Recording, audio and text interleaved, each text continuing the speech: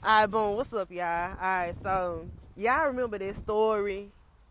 What was it? What was it? The old man, the beach, and the dick pic. Ooh, I mean the thing pic.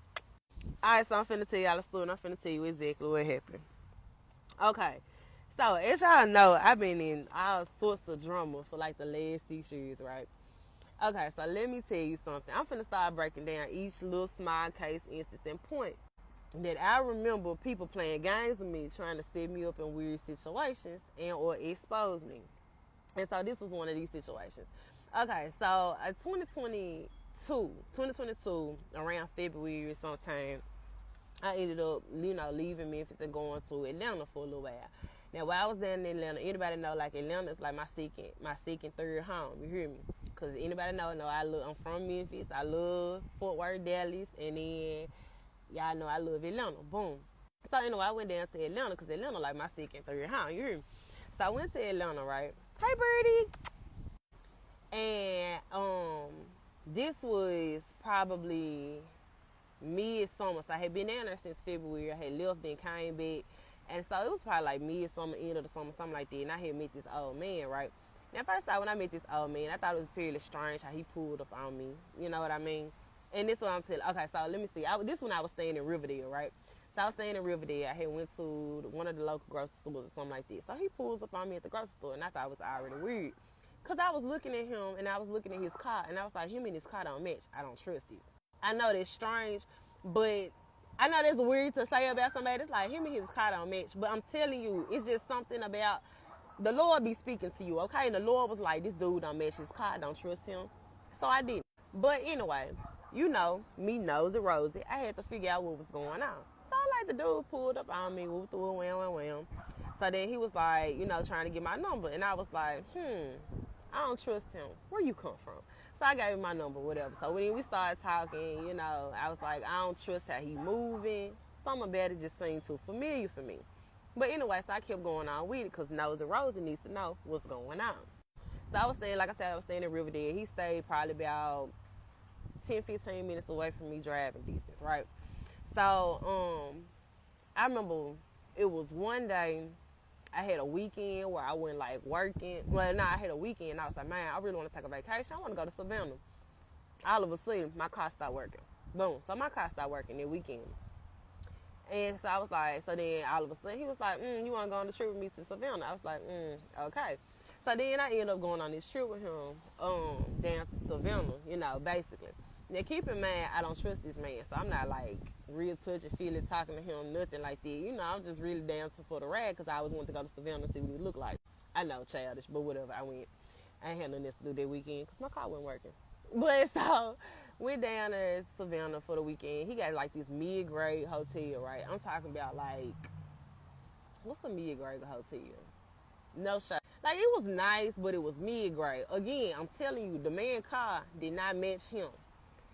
And the fact that you would get this mid-grade motel, I mean not motel, but hotel, and it did not match you again. Something with this man ain't right. It's too much trickery going on, right? So he got like this mid-grade hotel, something like, I guess DoubleTree, maybe something like that. I don't know. I don't remember. And so anyway, so we end up going in the room with wham. So we supposed to be spending the weekend together. Now me, I slept the whole time. I ain't gonna hold you. I slept the whole time. Cause like, number one, I had been working all week. Number two, I did not trust that man. You know what I mean?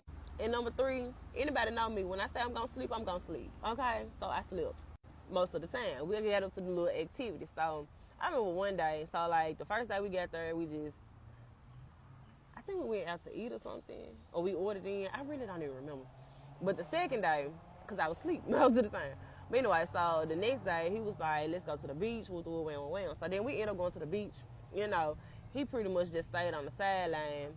And I basically was in the water by myself. Like he was some type of chaperone. Like he was, like he was bringing his child to the beach or something. I was like, whatever. I ain't nobody finna deal with all this, man. So I let him do his thing. So I got in the beach water. I just wanted to test it out. See what it was like. Boring. So anyway, so we left. Went to the gift shop. Went back to the hotel.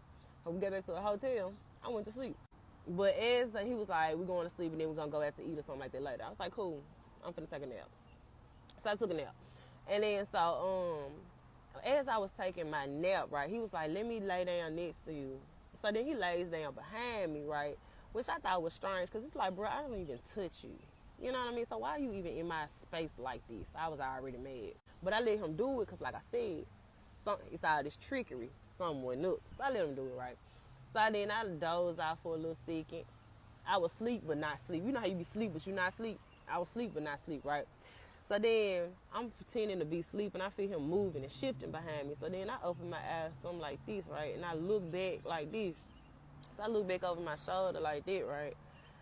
And then so I see him pull out his camera phone and then he taking a picture of his thing on my butt. Now keep in mind, I said I laid down, I had on full clothes, right? So I wasn't naked or anything.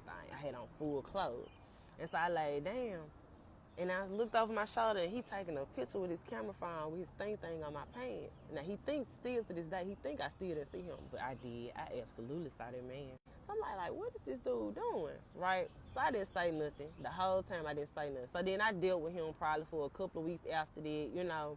I mean, we got back in town and then all of a sudden he fixed my car. Come to find out my gas cap was loose. And I was like, really? This shut the whole car down? It did. Anyway, so we get back in town, right? You know, I dealt with him for like a couple of more weeks. Then his attitude started getting real weird and real agitating. And I was like, this is really familiar. Why do men keep doing this? Why do men keep acting this way? Where is this coming from?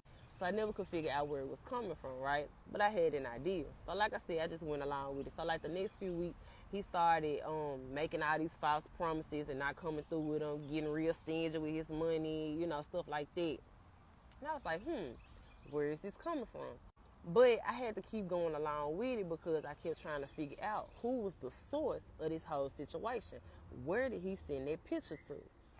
So, yup, if anybody seen a pic with my body on it and I had on some blue shorts, I think I had on some blue Daisy Duke shorts and it was a penis on it, that's where it came from.